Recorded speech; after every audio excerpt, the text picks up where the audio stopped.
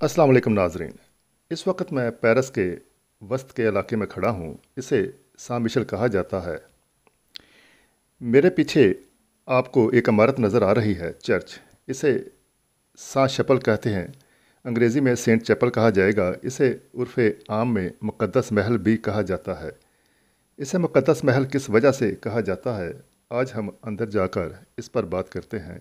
इसकी खूबसूरती का अंदाज़ा अंदर जाकर लगाते हैं। ये चर्च सान शैपल, जिसे सेंट चैपल भी कहा जाता है, 1241 में सेंट लुइस के कहने पर इसकी तामीर शुरू की गई। सेंट लुइस, जो बाद में लुइस 9 बना, इसकी तामीर 1248 में 7 साल के तवील अरसे में मुकम्मल हुई।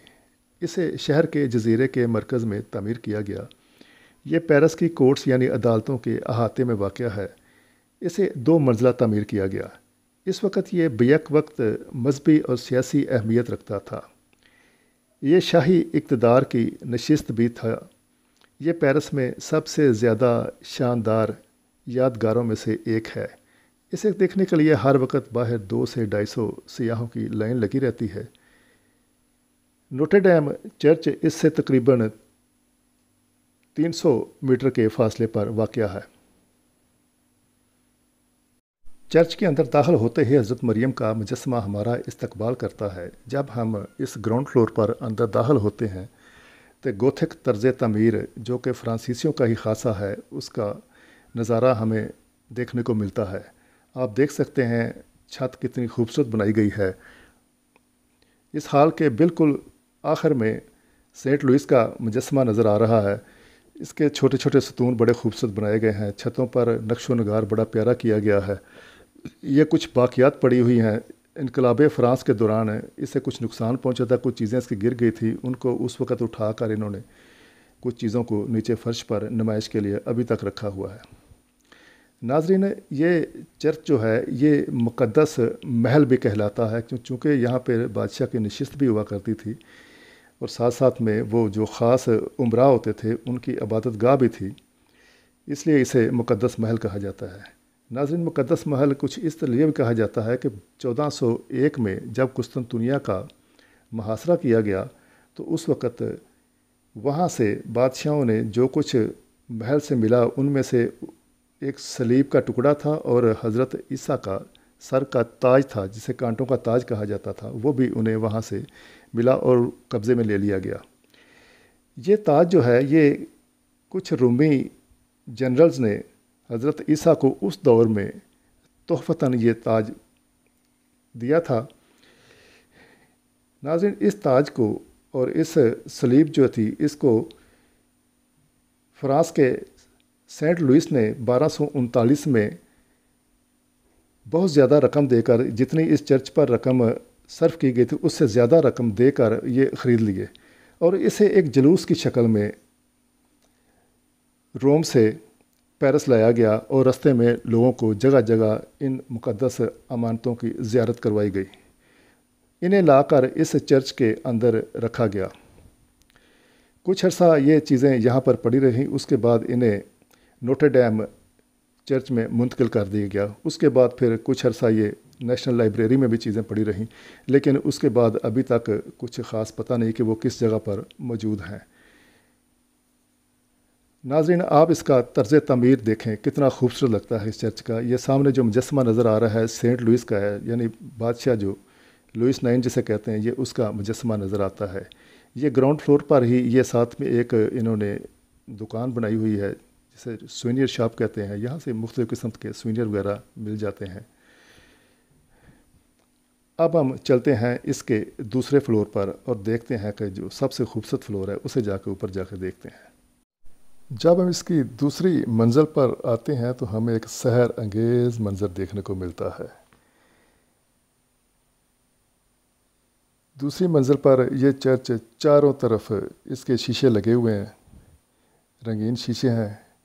इन पर तस्वीर बनी हुई हैं और ये तस्वीर जो हैं इनके मतलब ये बताया जाता है, जब आप गौर से देखते हैं, कि हज़रत ईसा की पैदाइश से लेकर उनके सलीब तक जाने की तमाम तारीख़ जो है ना वो हमें इन کھڑکیوں پر لگے شیشوں پر نظر آ جاتی ہے۔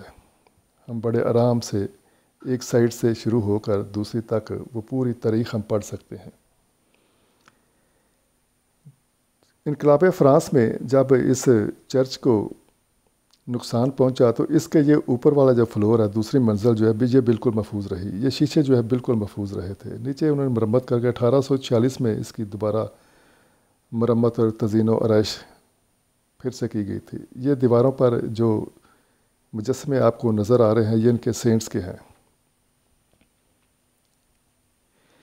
ناظرین، اس چرچ کو ہر سال تقریباً 14 لاکھ لوگ پوری دنیا سے دیکھنے کے لیے آتے ہیں۔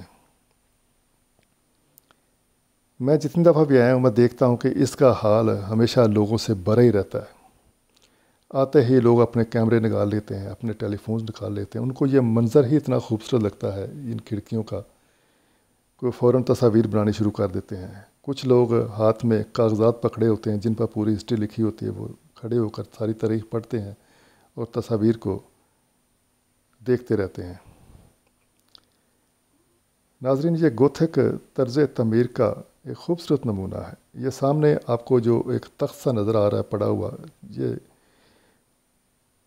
سینٹ لوئس کے بیٹھنے کی جگہ تھی۔ جب وہ یہاں پر کچھ دیر تخت نشین بھی رہا تھا، اسے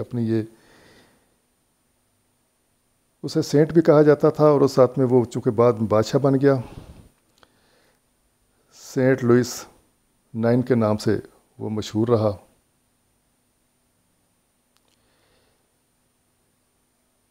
یہ شاہی انتظامات کے ساتھ ساتھ اس وقت عبادت گاہ بھی تھی۔ بعد میں اس عبادت گاہ کو بالکل ختم کر دیا گیا، اور تقریباً 200 سال سے، انقلاب کے بعد سے 200 سال سے تقریباً یہ سیاحوں کے لیے ہی مخصوص ہے۔ یہ آپ کو تاج نظر آ رہا ہے، یہ وہی کانٹوں کا تاج ہے۔ اس کی تصویر یہاں پہ رکھی گئی ہے، پوری تاریخ ساتھ لکھی گئی ہے۔ ناظرین، یہ دیکھیں اس کا فرش کتنا خوبصورت بنایا گیا ہے، بڑے پیارے طریقے سے نقش و نگار اس پر کیے گئے ہیں۔ اگر آپ کبھی پیرس کا چکر لگائے ہیں تو اس چرچ کو دیکھنے کے لیے ضرور تشریف لائیں۔ یہ بڑی خوبصورت جگہ ہے دیکھنے کے لیے، بالکل پیرس کے سینٹر میں، پیرس کے جزیرے میں واقع ہے۔ ناظرین، میں امید کرتا ہوں کہ میری آج کی یہ چھوٹی سی ویڈیو آپ کو پسند آئی ہوگی، اور میری آپ سے گزارش ہے کہ چینل کو برائے مہربانی سبسکرائب ضرور کریں اور بیل آئیکن کے بٹن کو بھی ضرور دبائیں۔ انہی الفاظ کے ساتھ میں آپ سے اجازت چاہتا ہوں۔ اللہ حافظ۔